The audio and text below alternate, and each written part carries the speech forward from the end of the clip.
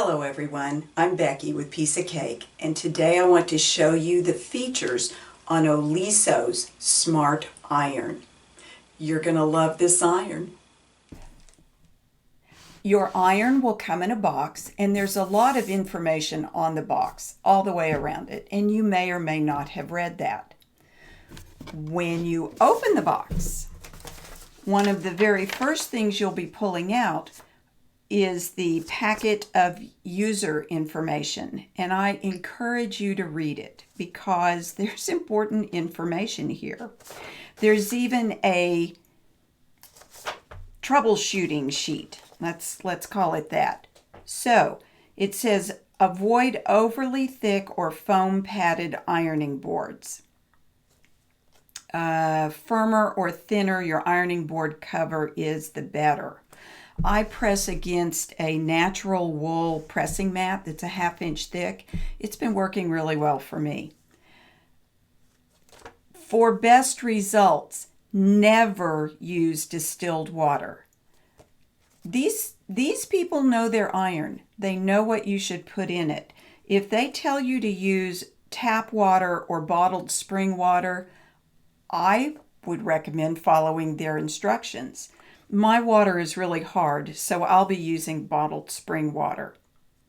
When you're finished ironing, shut off the iron by turning it to off.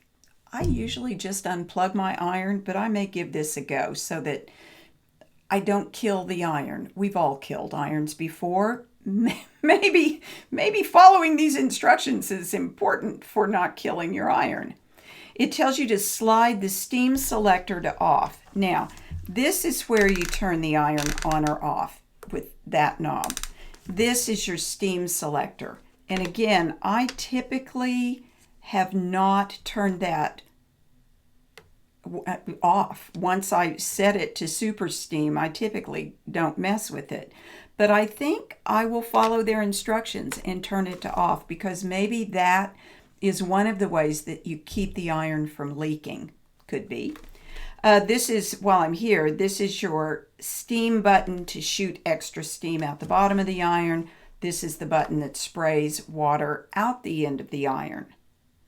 All right, so there's those. Now it says when you're finished, we've turned it off, we've slid the steam selector over, unplug the iron. Now, this is important. Never hold the iron while you unplug it because this button right here at the end, this is what makes the Oliso especially special. The ITouch System is what makes the scorch guards pop out when the iron is on and hot and you're using it. So the scorch guard keeps the iron lifted. All you have to do is pick it up and use it. And when you touch the handle, sensors pull the scorch guard in so that you can actually iron with it. This button at the end is what controls that system. I personally can't imagine when I'm going to turn it off, but they do have that as an option. So this is where you would turn it off. But the reason, back to the instructions here where it says don't hold the iron while you're unplugging it, is because if you hold the iron, that pulls the scorch guards in. And they want you to store it with the scorch guards out. And again, I'm going to follow their instructions because this is their iron and they know how to use it.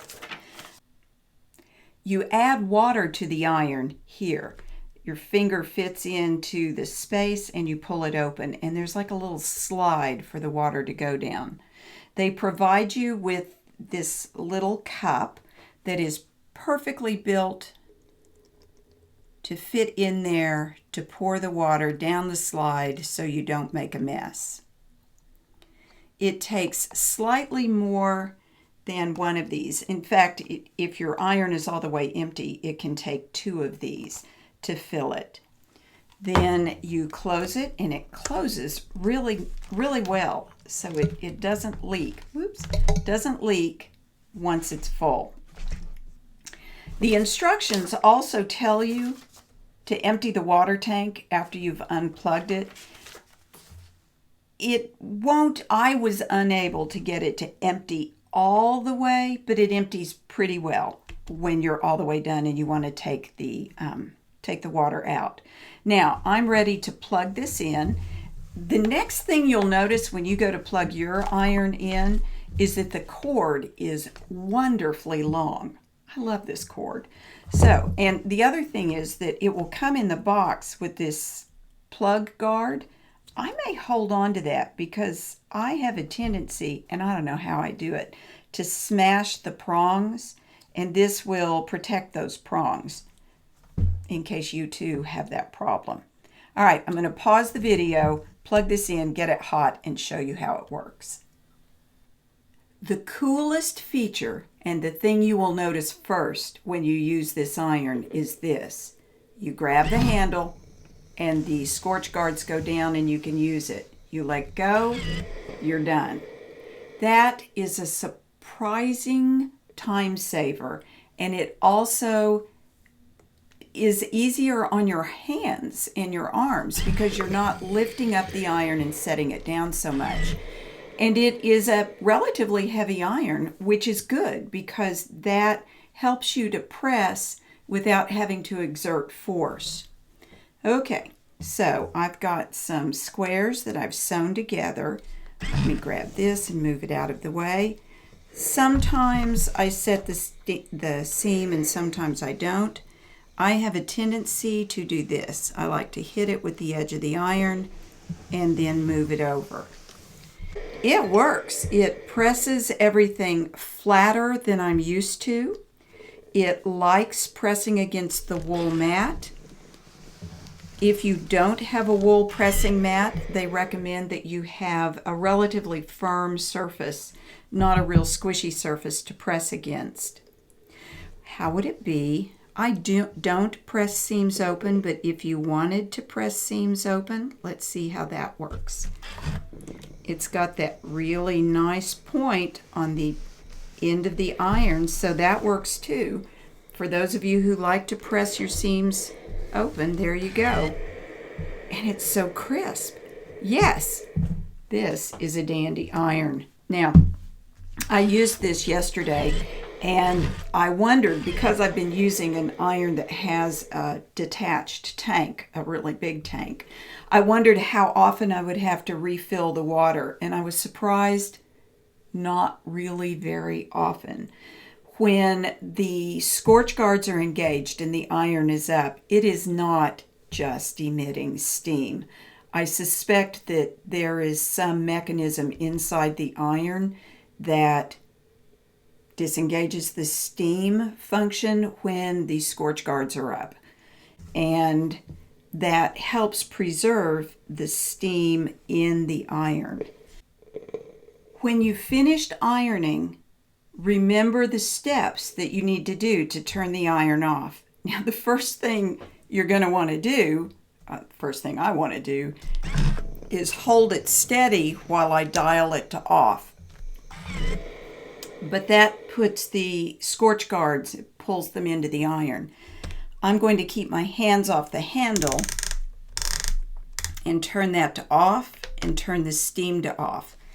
Now, you would think that that means it's off, but the scorch guards are still engaged. As long as it's plugged in, those babies are going to work. So you want to go to the wall switch, or go to the wall, turn off your surge protector, whatever it is you do to turn yours off, but don't grab it and take it with you to the wall. So give me a minute and I will unplug mine.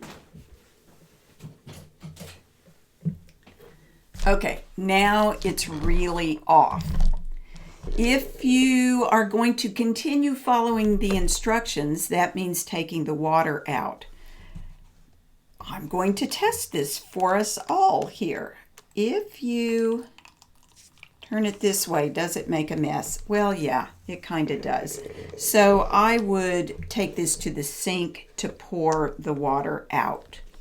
And then, depending on where you're going to store it, you can either seal it back up Or if I'm setting this aside for a good long while, I probably would leave that open just so it can air out.